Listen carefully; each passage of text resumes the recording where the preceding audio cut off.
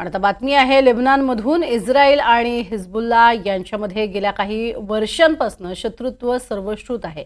सध्या इस्रायल आणि पॅलेस्टाईनमध्ये सुरू असलेल्या युद्धाची दुसरी लढाई लेबनॉनमध्ये सुरू आहे. हिजबुल्लाच्या सैनिकांचे पेजर हॅक करून एकाच वेळी स्फोट घडवून आणले. हिजबुल्लानं हा हल्ला इस्रायलच्या सैन्यानं केल्याचा आरोप केलेला आहे. या हल्ल्यात आतापर्यंत 8 जणांचा मृत्यू झालाय तर 2700 लोक जखमी झाले. हिजबुल्ला ही दहशतवादी संघटना सिरिया आणि लेबनॉनमधून काम करते. संघटना सदस्यांशी संवाद ठेवण्यासाठी पेजेसचा वापर केला जातो.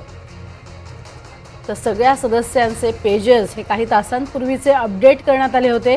मंगळवारी सकाळीच एका वेळी सगळे पेजर फुटले आणि त्यात 2700 लोक जखमी झाले.